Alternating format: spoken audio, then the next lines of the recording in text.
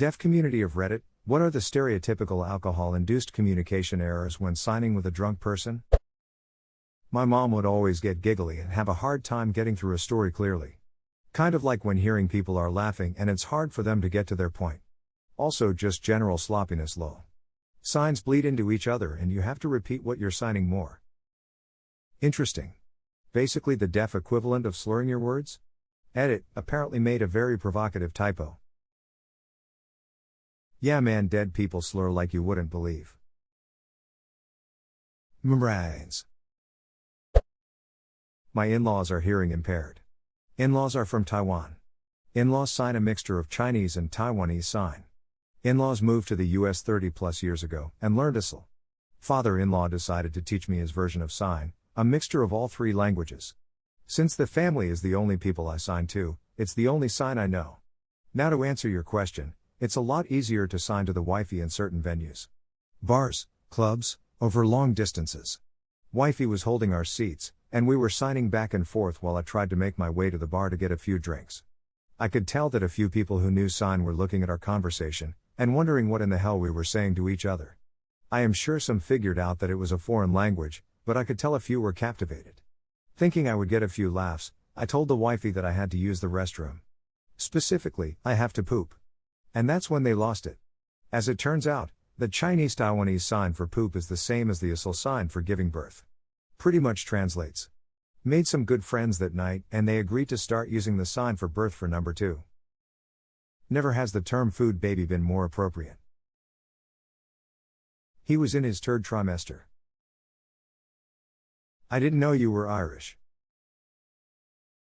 Alas, alack, the doctor said, he slowly, surely shook his head. The thing I think you thought below is not the thing you think you know. Alack, alas, the doctor cried, he slowly, surely, softly sighed. The thing I think you thought to see is not the thing you think it be. Alas, the doctor sadly spoke, it's not a bump of baby folk.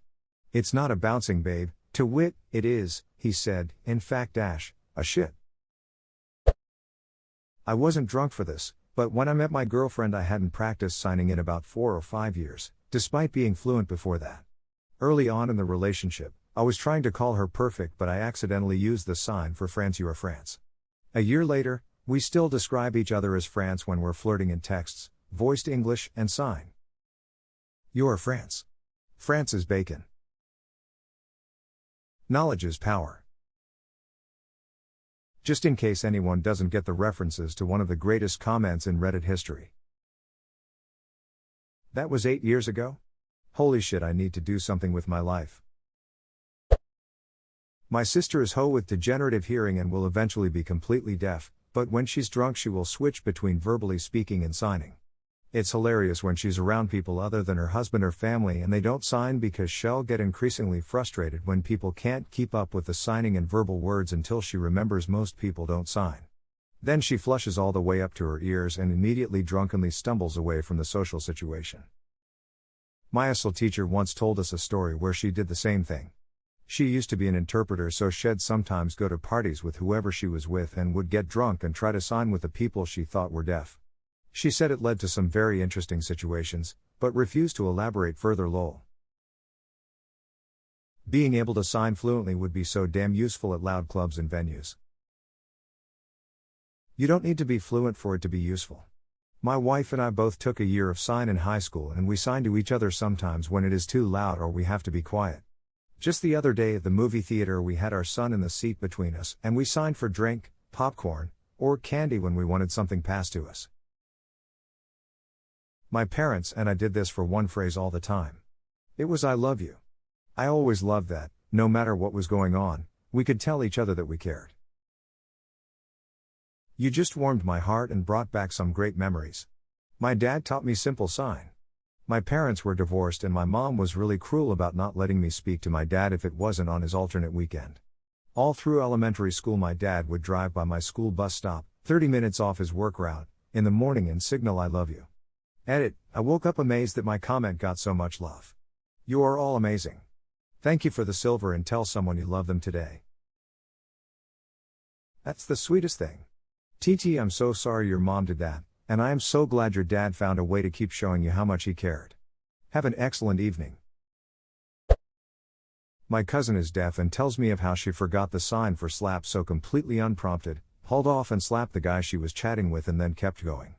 So this cat is waving around all like a wizard, then the other cat Zhu. Pow to the little one and, what? Also, dropping things she's holding in order to sign, and signing to people she knows don't sign, then getting confused, annoyed and signing slowly and very carefully instead of grabbing her phone to write. It's like no, dummy, like fives water. Ha! That is hilarious. Also, I have never thought about a hand being occupied by a drink. It would almost translate to something like talking with food in your mouth. That's a shower thought. Someone will turn it into one soon enough. Then a till. Then a sexual tifu. I am a deaf person who has sex ama. How do you communicate in the dark? With slaps. So, I am not deaf, and I already posted this as a response to another comment, but I thought this would add to the overall conversation. My cousin is deaf, and he says hearing people sign better when we're drunk. When we're sober, we try too hard to make all of our signs perfect. That makes us sign slowly, which can be frustrating for them to keep up with. When we're drunk, we don't care, so we sign fast. We make more mistakes, but he almost always knows what we mean. When I first started speaking English, it was easier for me to speak when drunk. I think it's because you focus less on how you sound and just talk freely. I've got a mate with an English accent and everything, but he spent the first 4 years of his life in Poland. When drunk enough, he forgets how to speak English. I'm English, and when I'm drunk enough I also forget how to speak English. I'm Scottish and have never been sober enough to learn English in the first place. I'm Welsh, and when I'm sober, people still don't think I'm speaking English. I am not deaf, but I took USL in college. When I got to my second year of USL, we had to go to deaf immersion events to sigh with deaf people to learn about the deaf culture. One of these events was at a bar. I have had a few drinks and I signing away with some deaf people I made friends with in the past. I am killing it in my sign long, finger spelling like a champ and sighing just as fast as anyone there. We are having a great time telling jokes and drinking when this amazingly hot woman comes up to our group. She was about my age, in her early 20s was my guess. She signs, "Hello, my name is Ashley, it's nice to meet you." I sign back, "Hello, my name is Matavilfish, it's nice to meet you." I see everyone's eyes get as big as dinner plates. And this look of absolute horror crosses her face. She turns around and leaves. Turns out I didn't say, "Hello, my name is Matavilfish, it's nice to meet you." I said, "Hello, my name is Matavilfish, it's nice to duck you." The sign for meet and fuck is the difference of a finger. Edit: after 8 years on Reddit I have finally been given my first gold and silver. I truly feel I have accomplished something here today. Thank you, you kind people. I have made the same mistake. Honestly, it really wasn't that bad of a mistake. Apparently stuff like this happens more often than you would think. At least my friends thought it was funny and that I had some big balls.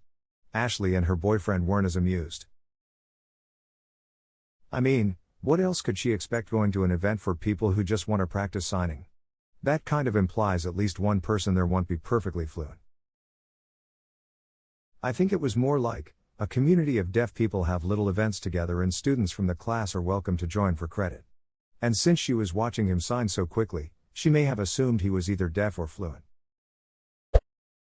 What I want to know is if sign language users eavesdrop on other sign language users' conversations.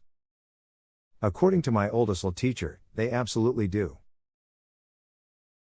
It's considered super rude according to my USL professor, but he said it's nearly impossible not to. That's basically what my teacher said as well. She said it was almost impossible to stop her kids from listening in on conversations. Hearing child of deaf parents and deaf siblings here. In high school, I once came home from a party intoxicated and trying to act as sober as I could. I walked into my house hoping everyone was asleep, but of course my dad stayed up for me. I was signing to my dad after he asked how my night was, and it was like 10 pounds weights tied to my wrists. Oh, and I dropped my phone that was in my hand. Safe to say I was grounded for the next weekend. Not exactly relevant, but what is it like not speaking at home when you speak all day at school? Or do you speak and sign at home? Not up, but as a hearing person who signs, I voice my signs. It helps with people who can read lips, very small percentage of people can read lips, and helps with facial expressions which go along as context clues when signing. As a hard of hearing person, not totally deaf, thank you for this.